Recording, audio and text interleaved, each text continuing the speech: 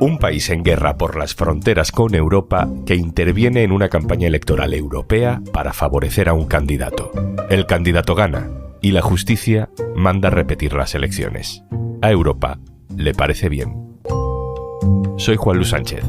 Hoy en Un Tema al Día, Rumanía, ultras, armas y elecciones anuladas. Una cosa antes de empezar. ¿Quieres digitalizar tu negocio? El programa Kit Digital te ayuda con bonos digitales de hasta 29.000 euros. Te cuento más al final del episodio. La historia que contamos hoy transcurre en un país que no suele interesarnos nada o casi nada. Y probablemente no hablaríamos de ella si se tratara de una crisis política puramente nacional. Lo que pasa es que esta historia, a la que no se le ha dado gran trascendencia en medios internacionales ni está en la cima de las preocupaciones geopolíticas, puede ser un síntoma de que algo grave, a lo mejor nos equivocamos, está pasando en Europa. La noticia es esta. Rumanía ha invalidado el resultado de sus elecciones presidenciales tras la victoria en primera vuelta de un candidato próximo a Vladimir Putin.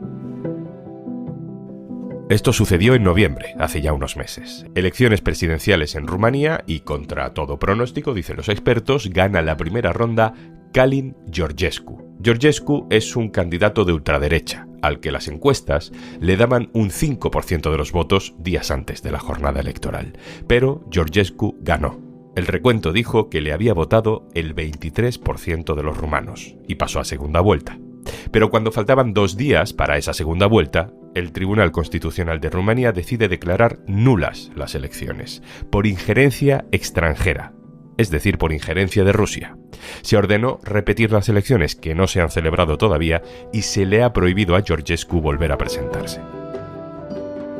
En esta historia nos saltan 2 alarmas. Una, hasta qué punto Europa es vulnerable a Rusia, hasta qué punto Rusia es capaz de manipular unas elecciones en suelo europeo. Y segunda alarma, ¿anular unas elecciones no es una línea roja para esas mismas democracias europeas? ¿Qué ha pasado exactamente? Javier Biosca, jefe de internacional del diario.es, hola. Hola, ¿qué tal?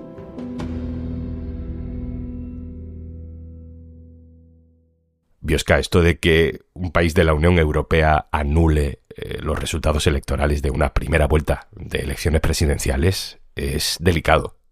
Hombre, pues suspender las elecciones, los resultados electorales a 2 días de que se celebre la segunda vuelta de las presidenciales, pues es extremadamente grave y prácticamente sin precedentes dentro de la Unión Europea, ¿no?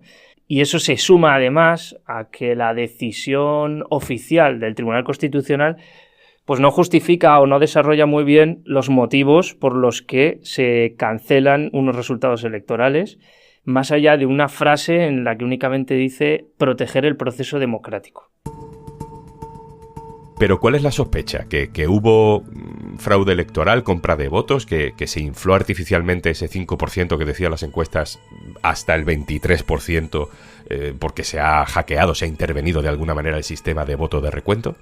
No, lo que apuntan todas las informaciones es una posible injerencia extranjera durante la campaña, no durante el recuento, ni votos falsos, ni nada parecido. El Tribunal Constitucional rumano emite un comunicado y en el que justifica esta decisión o dice que ha tomado esta decisión en su deber de proteger el proceso democrático, ¿no? Argumentando un poco que Călin Georgescu, el candidato ganador, había incumplido el reglamento electoral, pero no desarrolla nada más, no va más allá de esas 2 frases, ¿no? Lo que ocurre es que 2 días antes de tomar esta decisión, el presidente del gobierno, quizá ya como para preparar a la opinión pública, ¿no?, desclasifica una serie de documentos de inteligencia y del Ministerio de Interior en los que se explica o se detalla una campaña masiva de manipulación en redes sociales, concretamente en TikTok, que permitió a este candidato pues pasar de un 5% en las encuestas unos días antes de las elecciones a ganar. Hay cierto nivel de detalle, ¿no?, que dice, pues hay 25.000 cuentas que antes de las elecciones estaban prácticamente suspendidas o sin ninguna actividad. También dice que ha habido ataques cibernéticos al sistema electoral rumano. Son 85.000 ciberataques contra este sistema que han llegado desde 33 países diferentes. Entonces, estos informes lo que concluyen es que, sin apuntar a nadie explícitamente, ¿no?, por así decirlo, sin nombrar a Rusia, lo que dice es que por su alcance podría estar coordinado por un actor estatal. O sea, Biosca, por tenerlo claro, de lo que estamos hablando es de que los servicios de inteligencia y el gobierno dicen tener pruebas de que Rusia ha intoxicado la campaña electoral y por eso tanta gente ha votado al candidato prorruso. No niegan el recuento. Efectivamente.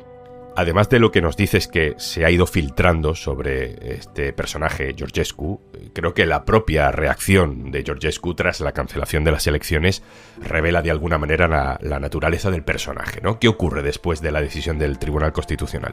Pues una vez se cancelan los resultados electorales, según publican varios medios, por ejemplo, Georgescu estuvo en una finca a las afueras de Bucarest con varias personas que posteriormente fueron detenidas en su camino a Bucarest por posesión de armas y por planear disturbios armados en la capital como respuesta a la decisión del Constitucional, ¿no? La policía encontró pistolas, machetes, hachas, cuchillo y mucho dinero en efectivo, incluso un dron. Y es que el líder de este grupo es un personaje súper oscuro que se llama Horatiu Potra. Es un líder mercenario que por su aspecto físico, por cierto, se parece mucho a Prigozhin, el líder de Wagner, los mercenarios rusos. Incluso le llaman el Prigozhin rumano. Bueno, pues Potra dirige centenares de combatientes que, por ejemplo, han estado luchando en República Democrática del Congo contra la milicia M23. Bueno, pues aunque Georgescu negó cualquier relación con Potra, poco después se publicaron fotos de los dos juntos y todo este tipo de cosas, ¿no?, que parecía una relación que existía y que era innegable.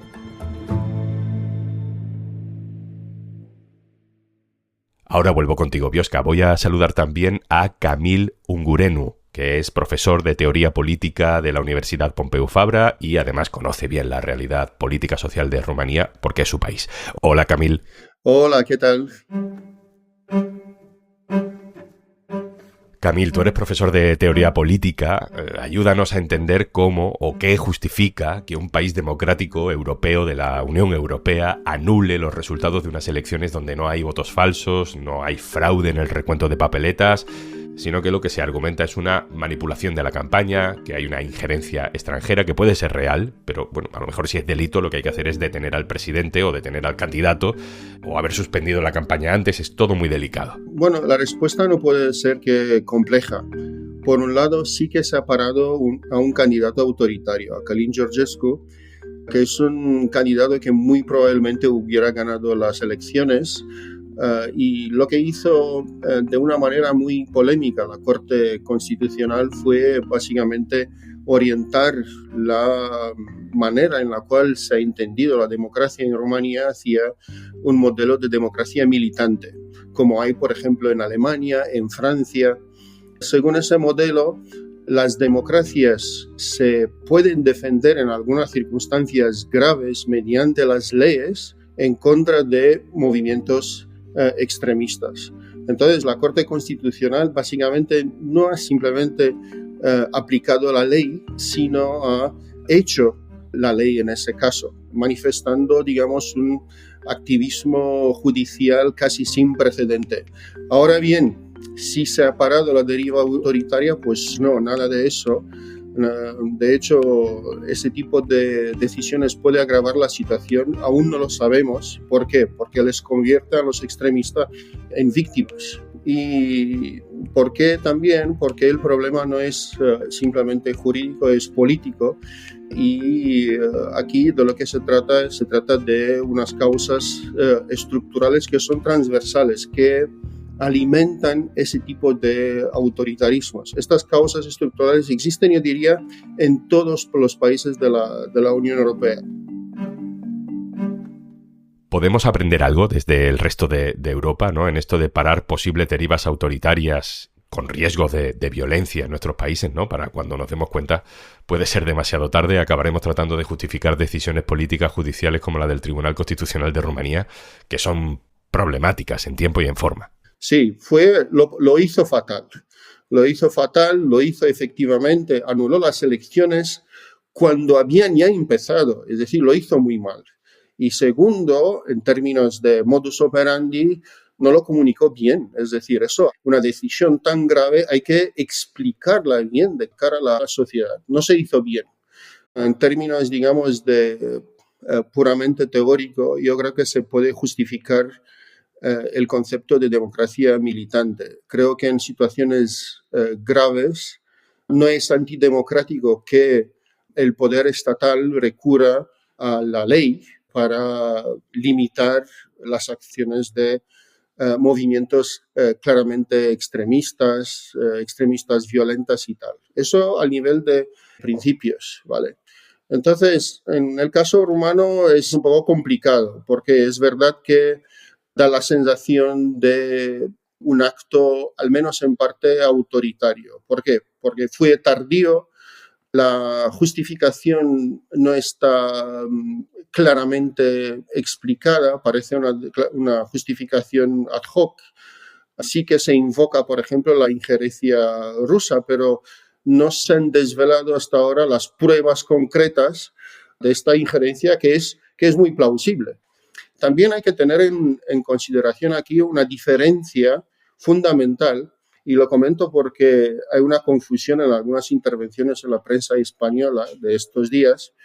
La gente argumenta, bueno, ¿qué hacemos ahora? No me gusta Vox, entonces prohibimos un partido como Vox. Aquí hay unas diferencias muy importantes entre ese tipo de fuerzas políticas que representan en general una deriva autoritaria. Es decir, Vox es una cosa, Meloni es una cosa, y Calin Georgescu, con sus relaciones con grupos paramilitares, es otra cosa.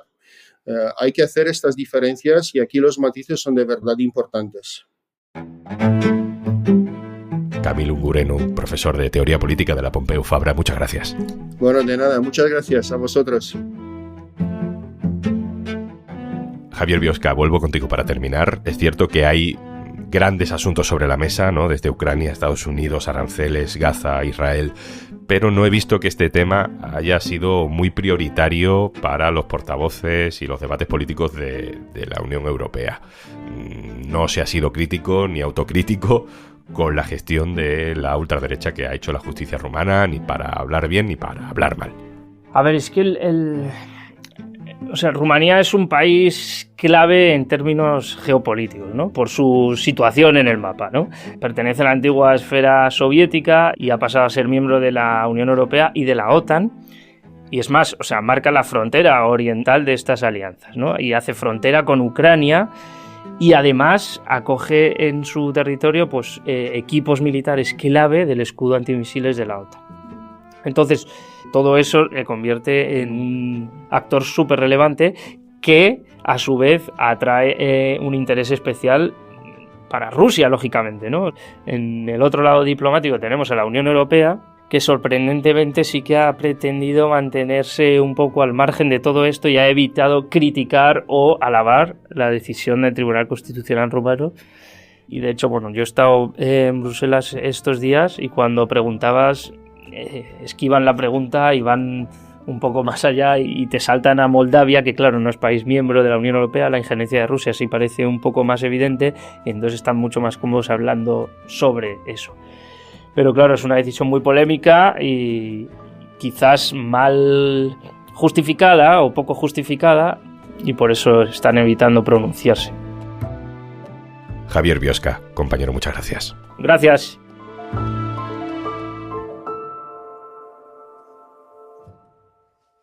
Y antes de marcharnos, la ayuda de Kit Digital te permite acceder a un amplio catálogo de soluciones digitales con las que podrás mejorar la gestión de procesos, fortalecer tu presencia online, mejorar la ciberseguridad de tu negocio o incluso empezar a usar herramientas con inteligencia artificial si eres mediana empresa.